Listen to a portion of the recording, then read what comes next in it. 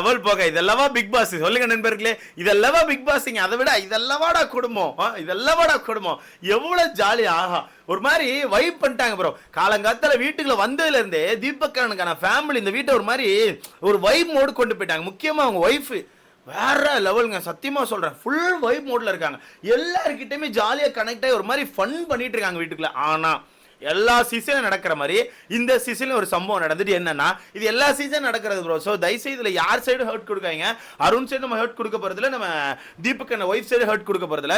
ஏன்னா எல்லா ஃபேமிலி ரோட்ல இது நடக்கிறதா. வீட்டுக்குள்ள வருவாங்க, வர்றது ஒன்று அவங்க அம்மா அப்பா வருவாங்க, இல்லை ஃப்ரெண்ட்ஸ் வருவாங்க, இல்லைன்னா ஒய்ஃப் இல்லை ஹஸ்பண்ட், அந்த மாதிரி யார் வந்தாலுமே அவங்களுக்கு சொந்தமான ஒருத்தவங்களை யாராவது ஒருத்தர் ஹர்ட் பண்ணியிருந்தா அந்த விஷயங்கள் எனக்கு கொஞ்சம் ஹர்ட்டிங்காக இருந்துச்சுப்பா, இது மட்டும் எனக்கு கஷ்டமா இருந்துச்சுப்பான்னு சொல்லிட்டு கண்டிப்பாக எடுத்து சொல்லுவாங்க. அதே மாதிரி தான் தீபக்கனுக்கான ஒய்ஃப் வந்து வீட்டுக்குள்ள எல்லார பத்தி பேசினாங்க. ஓகே, எல்லார பத்தி ரொம்ப ஜாலியா பேசினாங்க. பட் அருண் அவர்கள்ட்ட மட்டும் ஒரே ஒரு விஷயத்த சொல்லிக்கிட்டாங்க. ஒரு விஷயத்துல மட்டும் நான் வந்துட்டு டிசப்பாயின்மெண்ட் ஆயிட்டப்பா, எனக்கு கொஞ்சம் கஷ்டமா இருந்துச்சு அப்படின்ற மாதிரி ஒரு விஷயத்த சொல்லியிருக்காங்க. அது என்னங்கிறத ஃபுல்லா பார்த்துடலாம். அதுக்கு முன்னாடி காலங்காத்தால வைப் எப்படி இருந்துச்சுன்னு சொல்லிட்டு மறக்காம கமெண்ட்ல போட்டு இந்த வீடியோ லைக் பண்ணிக்கோங்க. ஸோ என்னாச்சுன்னு கேட்டீங்கன்னா, காலங்காத்தால வீட்டுக்குள்ள வந்தாச்சு. வந்ததுலேருந்து அவங்க பையன் வந்து நான் ரொம்ப ப்ரௌடா ஃபீல் பண்றேன்னு சொல்லிட்டு அப்போ ஒரு மாதிரி ஜாலி பண்ணி விட்டான். அப்போ ரொம்ப ஜாலி மோடுக்கு போயிட்டாப்ல. சரி, இந்த பக்கம் பார்த்தா முத்துக்குமரன் அதோட ஜாலி மோட்ல இருக்கான். முத்துக்குமரனுக்கு ரொம்ப ஜாலியா இருக்கா, ஃபேமிலி ரவுண்டரான்னு சொல்லிட்டு அவன் ரொம்ப ஜாலியா இருக்கான். ஏன் ரொம்ப ஜாலியா இருக்கான்னா, அவனுக்கு உண்மையாவே தீபக்கன் ரொம்ப பிடிக்கும். அதனால வீட்டுக்குள்ள வந்த தீபக்கன் ஒய்ஃப் பசங்களை வந்து அவன் சொந்த மாதிரி ஒரு மாதிரி கேர் பண்ணி பார்த்துட்டு இருக்கான். அண்ணின்னு கூப்பிடுறதாகட்டும், அந்த குட்டி பையனை பிடிச்சி அவனை செல்லண்டான்னு சொல்றதாகட்டும், ஒரு மாதிரி வீடு ஒரு மாதிரி ஜாலி மூடு கொண்டு போயிட்டாப்ல. ஸோ காலங்காலத்தில் ஒரு ஆக்டிவிட்டி கொடுத்துருப்பாங்க வெளியே. ஸோ அது என்ன ஆக்டிவிட்டினா, சும்மா நார்மலாக எல்லாம் ரவுண்டா உட்காந்து ஜாலியா பேசியிருப்பாங்க. இல்ல முத்துக்குமரனுக்கு என்ன சொல்லுவாங்கன்னு, நல்லா பேசுற, கண்டிப்பா வீட்டுக்கு வரணும், நீ கண்டிப்பா வெளியே இருந்தாலும் வீட்டுக்கு வரணும், சூப்பரா பேசுற சொல்லி முத்துக்குமரன் சொல்லியிருப்பாங்க. அப்புறம் நம்ம பவித்ரா, நீ ரொம்ப பெரிய ஃபைட்டர், பயங்கரமான ஃபைட்டர், நீ வந்து வீட்டுக்குள்ள பயங்கரமா ஃபைட் பண்ணிட்டு இருக்க, நீ ஒரு ஃபைட்டர் அப்படிங்கிறாங்க. ஜாக்லின் அவர்களுக்கு 2am ஃப்ரெண்ட்னு சொல்றாங்க. 2am ஃப்ரெண்ட்னா நான் ஆல்ரெடி பழைய வீடியோல மென்ஷன் பண்ணிட்டேன். அது எப்பனாலும் அர்ஜென்ட்டுக்கு நைட் 2 மணி 3 மணி ஃபோன் பண்ணி மச்சான் இப்படி ஒரு பிரச்சனாலும் வந்து நிற்பாங்களே, அதான் ஆக்சுவலா 2am ஃப்ரெண்டு. அதுக்கப்புறம் இந்த பக்கம் பார்த்தா சௌந்தர்யா வச்சு ஃபன் பண்ணிட்டு இருக்காங்க. சௌந்தர்யா எப்போ பார்த்தாலும் ஏதோ ரியாக்ஷன் கொடுத்துட்டே இருக்கியாமா, அதாவது என்ன மோடுக்கு என்ன ரியாக்ஷன் கொடுக்கணும்னு தெரியாம எப்போவே ஒரு வைப்ல இருக்க, ஃப்ரீ மைண்டடா இருக்கேன்னு சொல்லிட்டு எல்லாருக்குமே பாசிட்டிவா தான் சொன்னாங்க. அதுக்கப்புறம் கட் பண்ணி உள்ள கொண்டு வந்தா உள்ள வந்து ஒரு ஆக்டிவிட்டி மாதிரி ப்ரொபோஸ் பண்ற ஒரு ஆக்டிவிட்டி எல்லாம் கொடுத்தாங்க. அது முடிஞ்ச பிறகு ஆல்ரெடி பிக் பாஸ் சொல்லிட்டு வந்திருப்பாங்க நினைக்கிறேன் ஆக்சுவலா அந்த விஷயத்தை.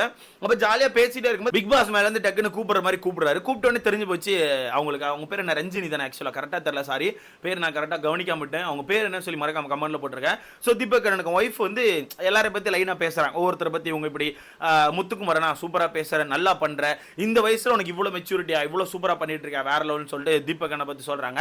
முக்கியமா தீபக்கனுக்கும் முத்துக்குமரனுக்கும் ஒரே ராசி நினைக்கிறேன், ஏதோ சம்திங் சொன்னாங்க. ரெண்டு பேருக்கும் இந்த விஷயங்கள்லாம் நல்லா கனெக்ட் ஆகுது அப்படின்ற மாதிரி சொன்னாங்க. அப்புறம் மஞ்சரி நல்லாவே ஃபைட் பண்றீங்க, சூப்பரா பேசுறீங்க, வேற லெவல்ல பண்ணிட்டு இருக்கீங்கன்னு சொல்லிட்டு அது மஞ்சரிக்கு சொன்னாங்க.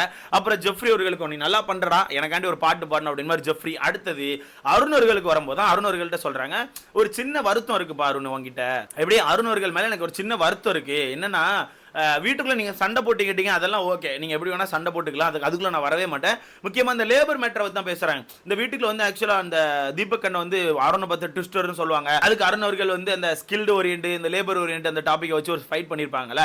அந்த ஃபைட்ல தீபக் அருண் ரெண்டு பேருமே பயங்கரமா ஃபைட் பண்ணிருப்பாங்க. ஃபைட் பண்ணி முடிச்சுட்டு அருண் அவர்கள் அந்த இடத்துல, அருணுக்கு அந்த இடத்துல பெருசா சப்போர்ட் கிடைச்சிருக்காது. என்ன பாச்சு உங்களை இருக்க ஒரு மாதிரி கத்திட்டு வெளியே போயிருப்பாரு. வெளியே போயிட்டு சத்யா கிட்ட ஒரு சில விஷயங்கள் பேசுவாங்க. இதை நம்ம அப்பவே வீடியோவா போட்டிருந்தோம், இது ரொம்ப தப்புன்னு சொல்லிட்டு. ஏன்னா அவர் அந்த இடத்துல என்னென்ன வார்த்தைகள் யூஸ் பண்ணாருன்னா, அருண் அவர்கள் வந்து நான் வந்து ஒரு ட்ரெண்டிங் ஆர்டிஸ்ட், இப்போ வந்து ட்ரெண்டிங்ல இருக்கேன், ஓகேவா, ஒரு ட்ரெண்டிங்ல இருக்க ஆக்டர் என்னையே இவர் இப்படி டவுன் பண்றாருன்னா, அவரோட ஒரு பீக் பொசிஷன்ல அவர் ஒரு டைம்ல ஒரு பீக்ல இருந்தார்ல, அந்த டைம் அவங்கள சுத்தி இருந்த ஆட்களை எப்படி டவுன் பண்ணிருப்பாரு, முக்கியமா ஒரு டிரைவர் எப்படி டவுன் பண்ணிருப்பாரு, அவரை சுத்தி இருந்த கோ ஆக்டர்ஸ் எப்படி பண்ணிருப்பாரு, என்ன மாதிரி டீல் பண்ணிருப்பாரு அப்படின்ற மாதிரி ஒரு மாதிரி கேரக்டர்ஸ் தான் பேசினார். தீபக்கான கேரக்டர்ஸ் தான் பேசினார். அதை நம்ம அப்பவே தப்புன்னு சொல்லிட்டோம். என்னதான் வீட்டுக்கு ஒரு சண்டை இருந்தாலும் அந்த வீட்டுக்குள்ளே முடிச்சுக்கணும். வெளியே அவர் இப்படி இருந்திருப்பாரு, வெளியே அப்படி இருந்திருப்பாருன்னு கொண்டு வரது ரொம்ப தப்புன்னு சொல்லி நம்ம அப்பவே சொல்லியிருந்தோம். அந்த விஷயங்களை எடுத்து போட்டு ஒய்ஃப் ரொம்ப ஃபீல் பண்ணி சொல்றாங்க, எனக்கு அது கஷ்டமா இருந்துச்சுப்பா, தீபக் வந்து உனக்கு வெளியே பெருசா தெரியுமா, தெரியாது. தீபக் அவர்கள் வந்து வெளியே அவங்க டிரைவரை டவுன் பண்ணி பார்த்திருக்கியா, உனக்கு தெரியாது. தீபக் அவர்கள் கூட இருக்க கோ ஆர்டிஸ்ட் யாரையா டவுன் பண்ணி பார்த்திருக்கியா, கிடையாது. ஸோ உனக்கு எதுவுமே தெரியாதுல்ல. அப்போ தெரியாம உங்களுக்குள்ள இருக்க ஒரு ஃபைட்ல வெளி உலகத்துல தீபக் இப்படிதான் பண்ணியிருக்காரு. அது முக்கியமா அவரோட பீக் டைம்ல, அவர் ட்ரெண்டிங்ல இருந்த போர்ஷன் டைம்ல அவர் இப்படிதான் சுத்தி இருந்த ஆட்கள் எல்லாம் டாமினேட் பண்ணுவார் அப்படின்னு சொல்றது, அவருக்கான கேரக்டர் நீ வந்து ரொம்ப குறைவா சொல்ற மாதிரி இருக்குப்பா, அவரோட கேரக்டர் தான் நீ மட்டமா பேசுற மாதிரி இருக்கு அப்படின்னு மாதிரி ரொம்ப ஒரு மாதிரி வருத்தத்தை தெரிவிக்கிறாங்க. ஓகேவா, அந்த இடத்துல எதுவும் சண்டைக்கெல்லாம் போல, அவங்க வந்து வருத்தத்தை தெரிவிக்கிறாங்க.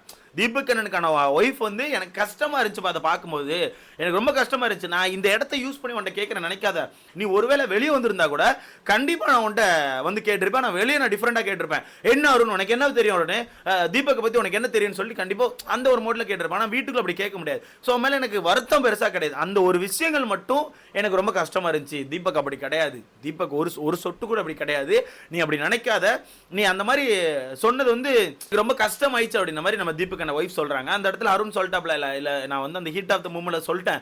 அதுக்கப்புறம் நான் நிறைய விஷயங்கள் ரியலைஸ் பண்ணி நானும் தீபக் உட்கார்ந்து பேசிட்டோம், பேசி சாரிலாம் சொல்லிக்கிட்டோம் அப்படிங்க. தீபக் அண்ணன் ஒய்ஃபுக்கு வந்து ஆக்சுவலாக அதை ஏற்றுக்க முடியல. இல்லப்பா நீ சாரி கேட்டது அது பேசினதுலாம் வேற ஒரு டாபிக், ஆனால் அதுக்கு முன்னாடி நீ ஒரு விஷயத்தை ரிஜிஸ்டர் பண்ணிட்டல, அப்படி அப்போ நீ ரிஜிஸ்டர் பண்ணும்போது வெளியே இருந்து பார்க்குற மக்கள் அதை எப்படி பார்ப்பாங்க, ஓ தீபக் அப்படி தான் பண்ணுறாரா, அப்போ தீபக் இங்கே எப்படி பண்ணுறாருன்னா உண்மையாக அவரோட ஒரு பீக் பொசிஷனில் அப்போ இப்படி தான் இருந்திருப்பாரா, சுற்றி இருந்த எல்லாரும் டாமினேட் பண்ணியிருப்பாரான்னு சொல்லிட்டு மக்கள் மைண்டில் ஒன்று ரிஜிஸ்டர் ஆகலாம்ப்பா.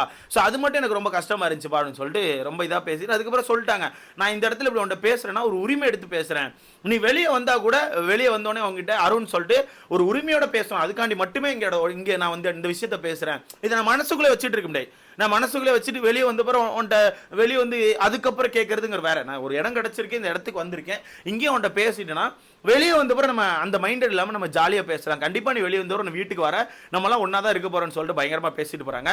ஸோ இந்த இடத்துல நம்ம யாருக்கும் ஹர்ட் கொடுக்க முடியாது. ஏன்னா இது எல்லா சீசன்லையுமே எல்லாரும் பண்ணக்கூடிய ஒரு விஷயம் தான். தனக்கான பையனோ இல்லை ஒய்ஃபோ ஹஸ்பண்டோ யாராக இருந்தாலும் சரி, அவங்களுக்கான ஒரு சொந்தத்தை வந்து ஒருத்தன் ஹர்ட் பண்ணும்போது அந்த விஷயம் கண்டிப்பாக அவங்களுக்கு கஷ்டமாக தான் இருந்திருக்கும். ஸோ அந்த விஷயத்தை கண்டிப்பாக உள்ளே எடுத்து வந்து பேசுவாங்க.